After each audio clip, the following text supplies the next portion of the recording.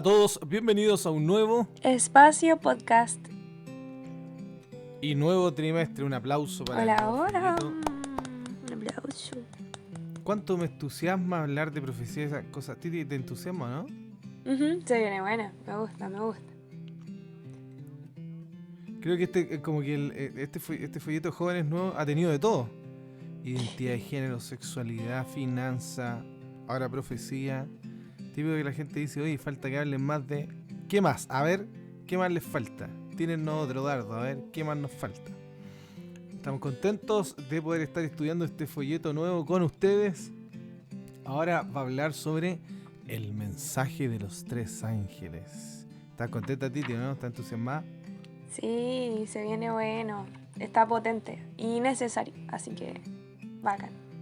Que hablemos de esto. Potente y necesario. Sí, muy bien. Bueno, vamos a comenzar. Vamos a pedir a la Titi que ore para poder leer ya el comentario de este trimestre inicial de Apocalipsis 12. Perdón, pero les recuerdo a todos ustedes que todos nuestros materiales están en Ministerio Joven Unión Chilena, tanto en YouTube como en Instagram. También pueden encontrar, perdón, se me está cagando como, también pueden encontrar en Spotify nuestro espacio podcast. Vamos a orar, Titi. Oremos.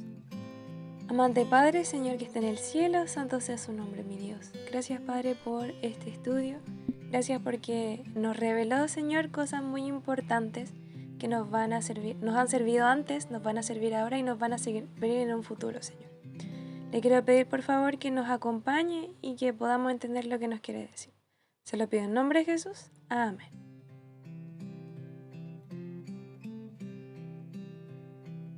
Ahora viene inicio. Vamos a comenzar con un nuevo folleto que lleva por título 3 mensajes cósmicos, en los cuales vamos a estudiar por todo el trimestre, todo lo que tiene que ver con Apocalipsis. Y nuestra primera lección lleva por título Jesús gana, Satanás pierde. No sé qué piensan ustedes, pero encuentro que no había mejor tema que empezar diciendo que no importa de lo que leamos, el Señor Jesús gana y Satanás pierde al final. Aquí es como si nos hicieran un spoiler, ¿cierto?, del final. Y la lección contaba sobre historias de ejércitos, ¿cierto?, que fueron sobrepasados. O sea, que el enemigo tenía muchas más personas y que iba a ser una batalla dura, ¿cierto? Primero estaba los soldados de Aníbal de Cartago, son 55.000 soldados, que derrotaron a el invencible ejército romano de 80.000 hombres. Ya el segundo era el ejército griego de Alejandro Magno, que derrotó al imperio persa. Y nosotros también estamos inmersos en una batalla. También parece que la derrota es inevitable porque también estamos siendo sobrepasados con mucha cantidad de personas, ¿cierto?, que están en contra de nosotros. Pero desde la perspectiva humana, todo indica que las fuerzas de Satanás nos van a aplastar, pero tenemos una buena noticia. Gracias a Dios, aunque sobrepasados y con las probabilidades como en nuestra contra, vamos a ganar mediante Jesús. Así que Jesús gana, Satanás pierde. El corazón de esta batalla se esboza en Apocalipsis 12, que va a ser el tema de estudio de esta semana. Así que eso vamos a estudiar, Mati. ¿Tiene algún dato de alto impacto?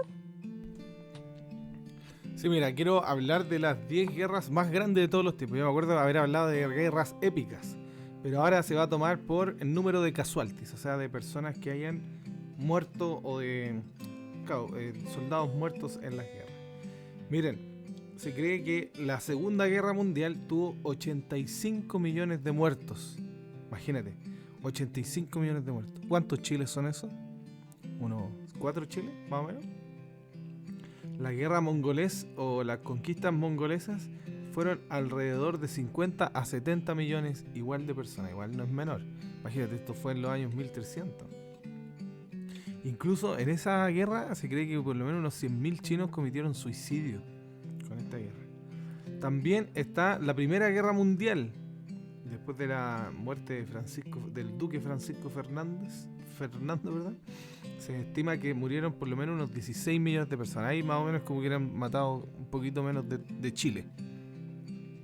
Yo siempre saco así la cantidad, en todo caso, de población. Bueno, solo Río de Janeiro tiene la población de Chile. Por ejemplo, en la segunda guerra sino-japonesa, murieron alrededor de 20 a 35 millones de personas, de las cuales, entre los japoneses y los chinos, imagínense, solo 1,77 millones eran japoneses. O sea, fueron muchos chinos. En la dinastía o en la tradición, en la transición de la Ming a la Qing, en las dinastías chinas, se murieron por lo menos 25 millones de personas. Esto fue en 1618. Mira lo que pasó en el siglo XVIII en la rebelión Taiping, ¿ya? Que esto todo fue algo religioso político en China también. 20 millones de vidas se quitaron en esta. Oye, ahora que me doy cuenta, como que los chinos son los que más han salido a afectar la guerra. Harta guerra china que ha murido, harto millón de chinos. También está la rusa, que han muerto de 7 a 12 millones, se cree, en la guerra civil rusa, en guerra civil, o sea, su propio país. Por lo menos unos 12 millones de personas en la guerra. También está la guerra de los 30 años. ¿Ya? En esta guerra murieron alrededor de 8 millones de militares. Solo, bueno, se entiende más o menos que hombres, civiles y militares. Y las napoleónicas. Mira, digamos que no se sabe correctamente cuántos son, pero se cree que por lo menos 3 a 6 millones de vidas fueron quitadas en las guerras napoleónicas. Esas son las guerras con mayor casualidad. Y un dato para terminar, ¿sabían de dónde viene la palabra OK? Yo creo que todos saben ese dato, no sé, ya no creo que es de alto impacto. OK es cuando en la Segunda Guerra Mundial los gringos iban a revisar si habían casualties, que se les decía 0 killers. Si habían 100 killers, habían 100 matanzas. Si había 20 killers, habían 20 matanzas. Y cuando ellos también al 0 le nombran O. Entonces cuando veían OK era porque nadie había muerto. Entonces preguntaban, ¿no? ¿Cuántos han muerto? OK, o sea, estamos OK. De ahí viene la palabra OK. Esos son los datos de alto impacto. Hoy día vamos a hablar de la gran guerra milenaria del universo.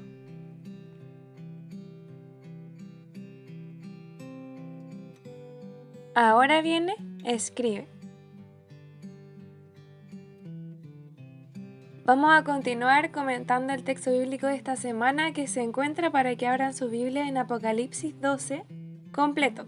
Pero vamos a leer principalmente desde el 11 al 17, dice: Y ellos lo han vencido por causa de la sangre del Cordero y de la palabra del testimonio de ellos, porque no amaron sus vidas hasta la muerte. Por esto, alegraos, oh cielos, y los que habitáis en ellos.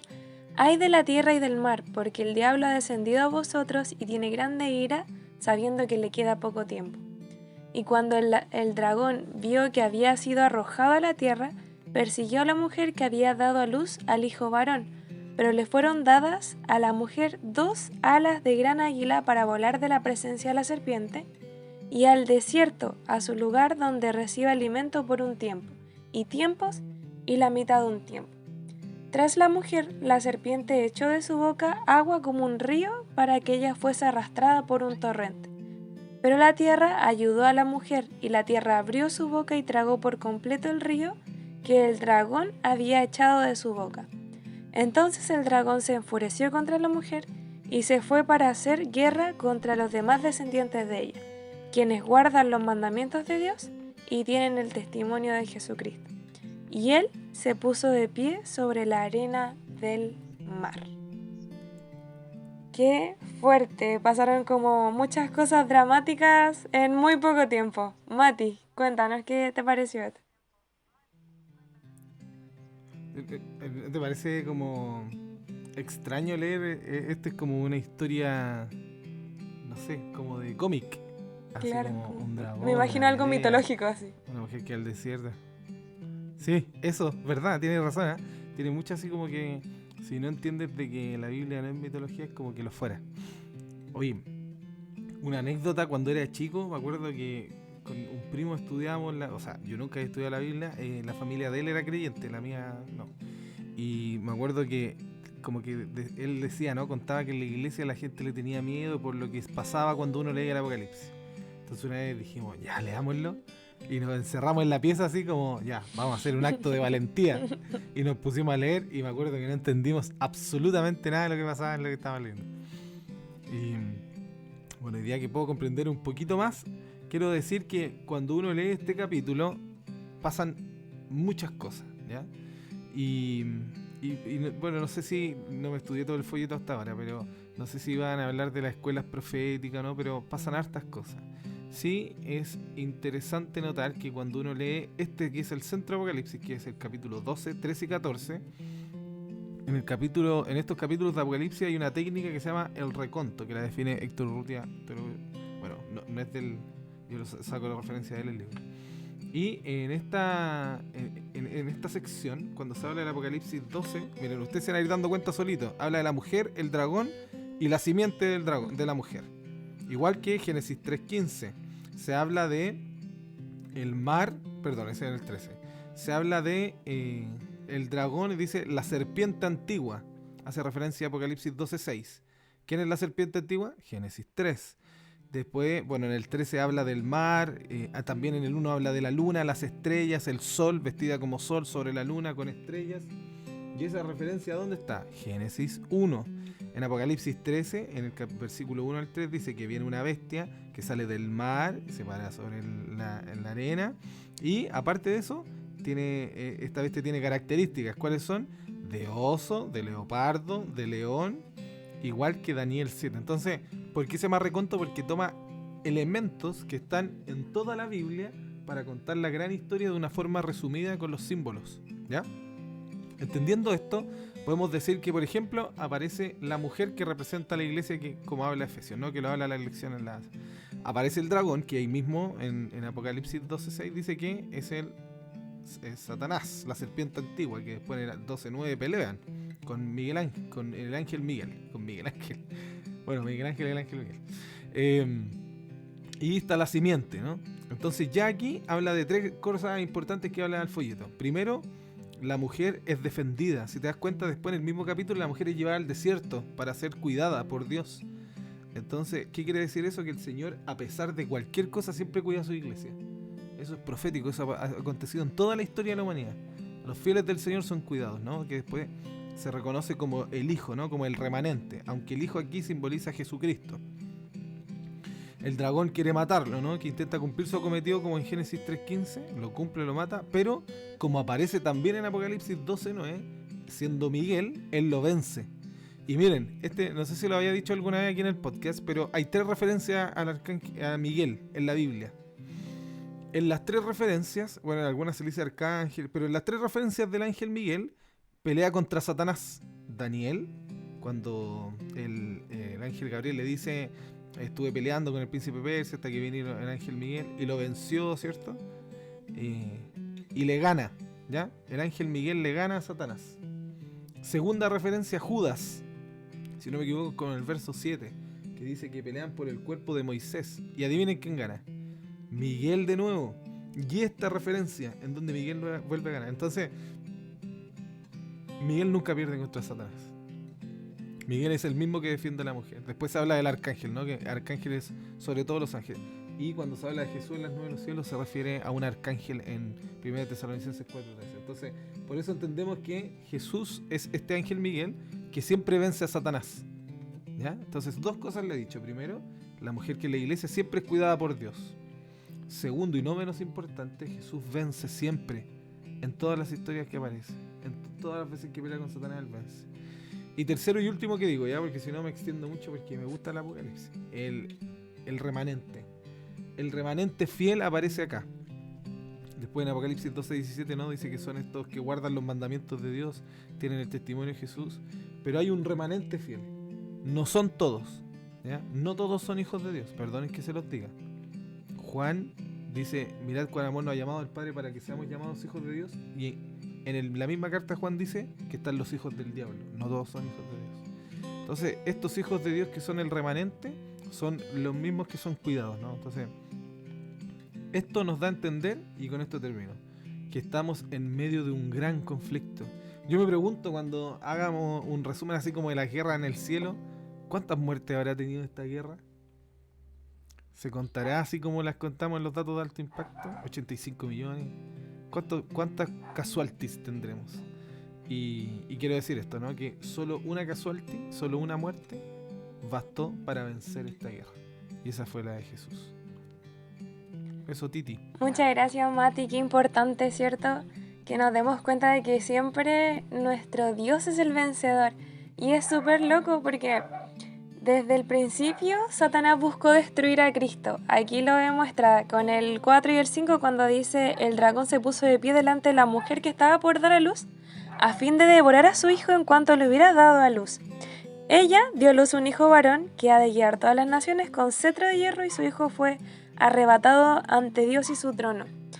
Si se dan cuenta, lo intentó y falló en cada intento. Por ejemplo, en la historia, cuando Jesús nació, ¿qué pasó? Herodes quería hacer un plan malévolo, ¿cierto?, para que este hijo no naciera, pero un ángel le advirtió a José y a María sobre los terribles planes. Y eso causó que huyeran a Egipto y el Señor saliera victorioso de eso. Después, Jesús enfrentó las tentaciones en el desierto y Satanás también perdió gracias a los escritos está que le respondió nuestro Dios. Entonces, en el pasado podemos darnos cuenta de que pasó esta batalla y el Señor salió victorioso de esto. Y en Apocalipsis 12:5 habla de lo fuerte que es el imperio, ¿cierto?, de nuestro Dios. Dice: ella dio a luz un hijo varón que ha de guiar todas las naciones con cetro de hierro. Entonces está diciendo que un gobierno inquebrantable, todopoderoso e invencible.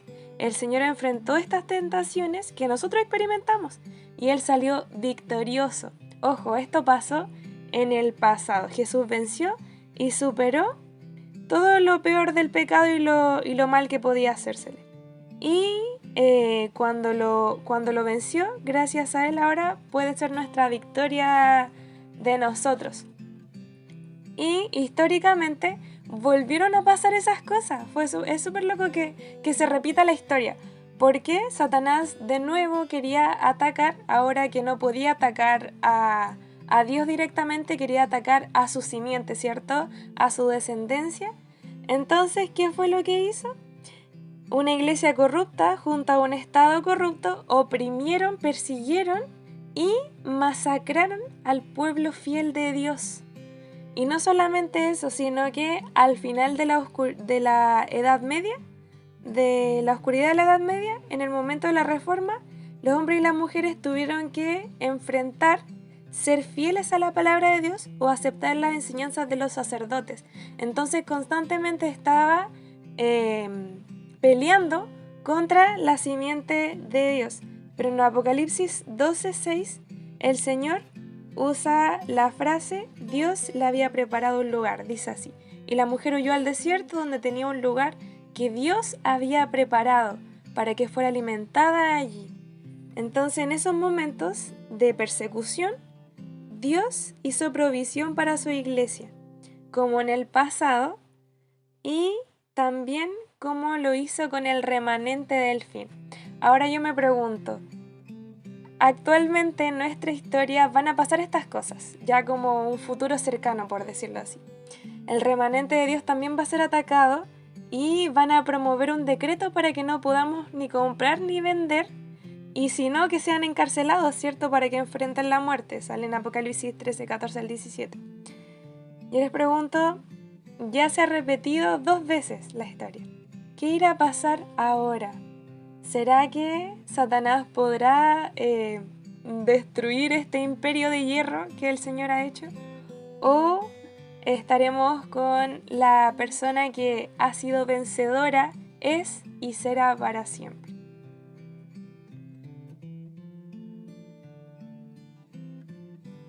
Ahora viene asimila.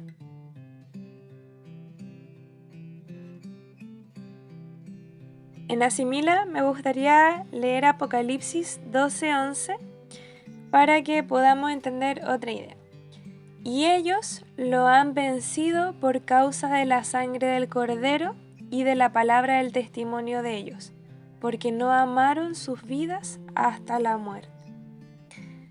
Aquí pueden ver que ellos lo han vencido. Está hablando de que salimos vencedores en esta batalla que no es contra principados, que no es contra carne, sino contra principados y potestades, ¿cierto? Afirma que es posible vencer, pero no es por nuestros propios méritos, sino que es mediante la sangre derramada del Cordero. Entonces es súper simple. Cuando aceptamos por fe lo que Cristo ha hecho por nosotros, se cancela nuestra deuda y aparecemos perfectos a la vista de Dios. Nuestros pecados son perdonados, ojo, y el acusador de nuestros hermanos ha sido expulsado.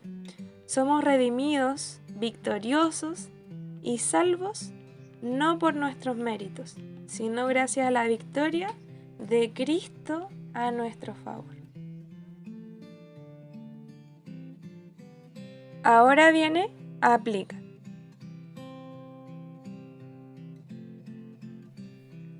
Elena de White, en Testimonios para la Iglesia, dice así: el gran conflicto que Satanás hizo estallar en los atrios celestiales terminará antes de mucho. Pronto todos los habitantes de la tierra se habrán decidido en favor o en contra del gobierno del cielo. Como nunca antes, Satanás está desplegando su potencia engañosa para seducir y destruir a toda alma que no esté precavida. Se nos ordena invitar a los hombres a que se preparen para los acontecimientos que los esperan. Debemos advertir a los que se hayan expuestos a una destrucción inminente. El pueblo de Dios debe desplegar todas sus fuerzas para combatir los errores de Satanás y derribar sus fortalezas. Debemos explicar en el mundo entero, a todo ser humano que quiera escucharnos, los principios que están en juego en esta gran lucha, principios de los cuales depende el destino eterno de las almas. Debemos preguntar a todos solemnemente: ¿sigue usted al gran apóstata en su desobediencia a la ley de Dios? ¿O al Hijo de Dios, quien declara: he guardado los mandamientos de mi Padre? Amén. No puede ser que ya terminó. No, tan cortita. Qué bueno este folleto. Yo creo que como que es excitante saber de qué vamos a hablar, del mensaje de los tres ángeles, de profecía. Y los chiquillos, como dicen aquí en Chile, hay que ponerle bueno. Se me olvidó decir que acá en Santiago de Chile, ustedes, bueno, los que vengan alguna vez, si hay gente, cuando suben el Cerro San Cristóbal, la mujer del Cerro San Cristóbal está parada sobre la luna. Está como vestida de sol y parada sobre la luna. Es una virgen, pero tiene esas como referencias bíblicas. Bueno, estamos finalizando. Agradecemos siempre su audiencia. Ya se nos viene un trimestre nuevo de aventuras. Les recuerdo siempre estudiar su folleto de Escuela Sabática. Todos nuestros materiales están en Ministerio Joven Unión Chilena, tanto en Instagram como en YouTube. Y nosotros el podcast, Espacio Podcast, siempre lo subimos en nuestro Spotify. Así que agradecemos su compañía. Titi, ¿cómo se llama la lección de esta próxima semana? Lleva por título Un momento del destino. Un momento del destino. Bien. Hemos finalizado. Agradezco su tiempo. Que el Señor les bendiga. No olviden estudiar su folleto de Escuela Sabática. Y nos escuchamos en un nuevo Espacio Podcast. Chao. Chao.